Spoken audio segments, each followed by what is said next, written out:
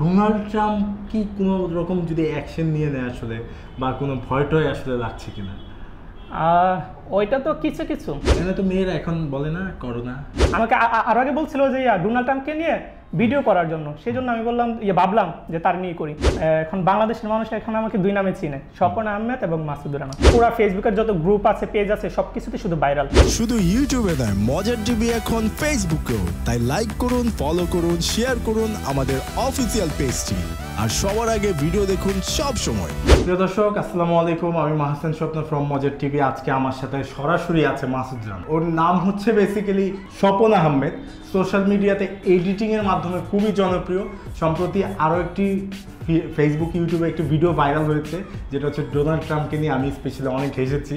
ও আজকে আমাদের সাথে আছে। মাসুদ রানা, কী অবস্থা? এই তো ভাই, আসসালামু আলাইকুম। আমি অনেক ভালো আছি।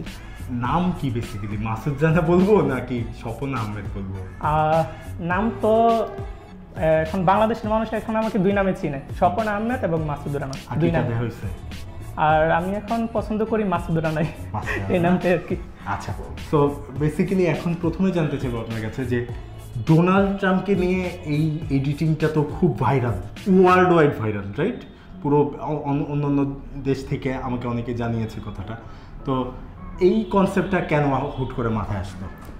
এটা মানে অনেকে আমাকে বলতেছিল যে স্বপন ভাই, আপনি এক কাজ করেন, করোনা ভাইরাস নিয়ে একটা ভিডিও করেন। হ্যাঁ, তো আমি ভাবলাম যে করোনা ভাইরাস হইতেছে, এটা একটা সিরিয়াস ব্যাপার, মানে বিষয়, তো এটা নিয়ে ফানি ভিডিও করা ঠিক হবে না।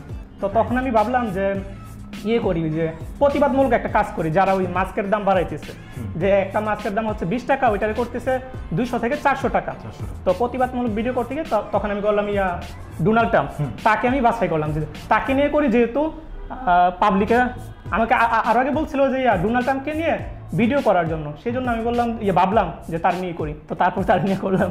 আমরা যারা ইউটিউবিং করি, আমরা তো শর্ট ফিল্ম, ফানি ভিডিও, অনেক ধরনের কন্টেন্ট করেছি। এই যে আপনার এডিটিংয়ের মাধ্যমে মানুষকে মজা দেওয়া ডিফারেন্ট একটা কন্টেন্ট, এটা কীভাবে মাথায় আসলো?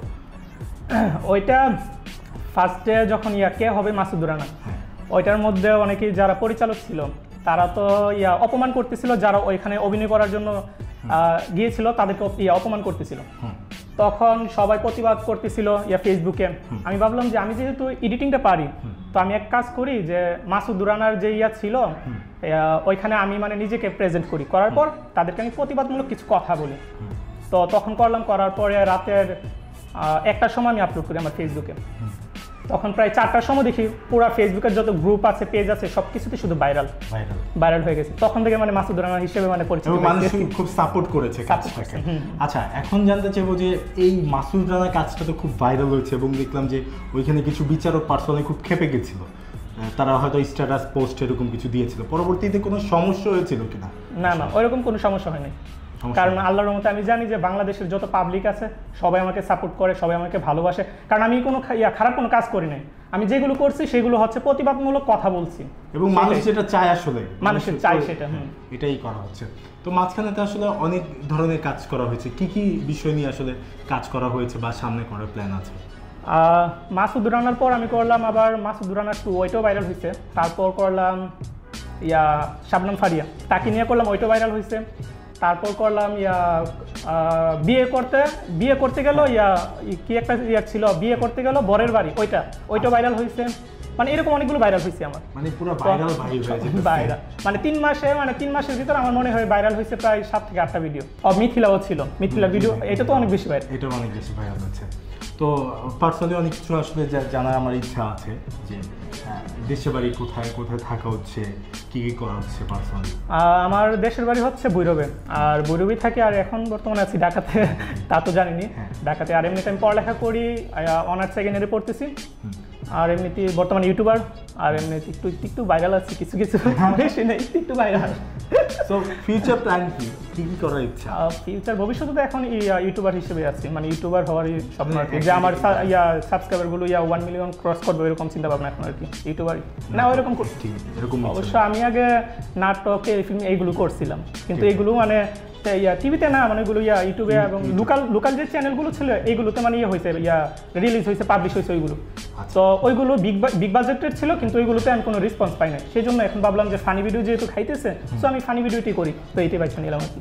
আচ্ছা, এখন প্রথম যেই কথাটা আমি তুলেছিলাম যে ডোনাল্ড ট্রাম্পকে নিয়ে যে ভাইরাল, কিছু কিছু জায়গায় দেখলাম ব্লক হয়ে গেছে ভিডিওটা এবং অনেক নিউজ হচ্ছে বিভিন্ন বাইরের দেশে। এখন ডোনাল্ড ট্রাম্প কি কোনো রকম যদি অ্যাকশন নিয়ে নেয় আসলে, বা কোনো ভয়টয় আসলে লাগছে কিনা? ওইটা তো কিছু কিছু, আর এতদিন আমি বাংলাদেশে যেগুলো করছি কোনো মানে ভয় পাই নাই, কারণ জানি আমাদের বাংলাদেশের মানুষ আমাকে মানে সাপোর্ট করবে, যারা আইনের লোক আছে। আর তাছাড়া আমি অপরাধ বা অন্যায়মূলক কোনো করতেছি না, ভালো কাজ করতেছি, প্রতিবাদমূলক কাজ করতেছি। কিন্তু যখন দেখলাম যে ইউএসএ ভাইরাল হয়ে গেছে, তখন একটু ভয় করতেছে। এবং অনেক জায়গায় আমরা দেখেছি এটা তো ট্রল হিসেবে ধরা যায় এবং ফানি ভিডিও হিসেবে ধরা যায়, কিন্তু কিছু কিছু নিউজ হয়তো আমি দেখলাম যেটা ফেক নিউজ হিসেবে বলছে। তো এটা ওইটা ইন্ডিয়াতে নাকি ইউএসএ মনে ভাইরাল হয়েছে, হওয়ার পরে মানে সবাই তো প্রচুর শেয়ার করতেছে। তো সেই কারণে একটা নিউজে পেজ থেকে মানে করছে, যে বলছে যে এটা যারা বিশ্বাস করতেছেন যে এটা সত্য, আসলে এটা কিন্তু সত্য না, এটা মিথ্যা। তারপর প্রমাণ দিয়ে দিছে, আমার যে ফ্যাক্টটা ওইটা দিয়ে দিছে, তারপর যেটা রিয়েল ওইটা দিয়ে দিছে, মানে সঠিক যে তথ্য সেটা তুলে ধরছে আর কি। অনেকে বুঝে গেছে এটা রিয়েল মনে করছে। হঠাৎ করে ডোনাল্ড ট্রাম্পের পিছনে মানে বাস দেওয়ার ইচ্ছাটা কেন? সেইটা অনেকে আমাকে বলতেছিল যে ডোনাল্ড ট্রাম্পকে নিয়ে একটা ভিডিও তৈরি করার জন্য। আর আমি শুনছি যে ডোনাল্ড ট্রাম্প নাকি মুসলিমদের হত্যা করার নির্দেশ দিচ্ছে নাকি কি। আমি আসলে আরেকটা কথা হচ্ছে, আমি রাজনীতিও বুঝি না, এগুলো জানারও কোনো আগ্রহ নাই। আবার ইসলামিক যে শিবির জামাত এগুলো আমি বুঝি না, মানে বাহিরের কোনো আমি মানে এখন আমি সবসময় মানে একটা ছোট বাচ্চার মতো আর কি, ওইরকম টাইপের। তো অনেকেই বলতেছিল যে ডোনাল্ড ট্রাম্পকে নিয়ে করার জন্য, ভিডিও করার জন্য। তো আমি ভাবলাম যে উনি তো রাজনীতি করে, মানে একটা ইউএস এর মানে প্রেসিডেন্ট মনে হয়, তাই না? তো তাকে নিয়ে করা ঠিক হবে না। তারপরে যখন একজন বললো যে উনি তো মুসলিম হত্যা করার মানে নির্দেশ দিছে, তখন আমি ভাবলাম যেহেতু ইসলামকে নিয়ে এরকম করছে, তো একটু করি, সমস্যা কি। তো তখন ভাবলাম যে তাকে নিয়ে একটু প্রতিবাদমূলক কাজ করি, যে করোনা ভাইরাস যেটা আছে সেইটাকে নিয়ে। আর তাকে শুধু আমার প্রত্যেকটা ভিডিওর মধ্যে যে কোনো সেলিব্রিটিকে নিয়ে আসি, সেটার কারণ হচ্ছে যে তাদের হচ্ছে ফেস পরিচিত, তাদেরকে নিয়ে যদি আমি ভিডিওটা তৈরি করি, তাহলে দেখা যাইতেছে সেই ভিডিওটা বাংলাদেশের যত পাবলিক আছে সকলের কাছে পৌঁছে যাবে খুব সহজে। সেই জন্য মানে তাদেরকে নিয়ে করা, তাদেরকে অপমান করা বা ছোট করা, সেগুলোর আমার কোনো উদ্দেশ্য না, সেটাই আর কি। আচ্ছা, এমনিতে ডোনাল্ড ট্রাম্পের মেয়ের সাথে লাইন টাইন মারার ইচ্ছা না? ওনার তো একটা সুন্দরী মেয়ে আছে যেটা শুনলাম। না, ওনার মেয়ের সাথে যদি লাইন মারি বা অন্য কোনো সম্পর্ক হয়, তাহলে দেখা যাবে যে আমি কালো, ওনার মেয়ে ফর্সা, তাহলে কালো আর ফর্সা দুইটা মিলে সন্তান হবে। লাইন না মারলেও ফিউচারে আমরা ওনার মেয়ের সাথে একটা ভিডিও দেখতে পারি হয়তো কোনো এক সময়। আচ্ছা, যেহেতু এডিটিং এ সব জায়গায় আমি যাইতে পারি, সমস্যা নাই, করা যাবে। এডিটিং নিয়ে যে কাজ করা হয়, আপনি নিশ্চয়ই এডিটিং সম্পর্কে অনেক দক্ষ। এই যে এত নিখুঁতভাবে এই কাজগুলো আসলে কিভাবে করেন, এটা পসিবল কিনা আসলে করা?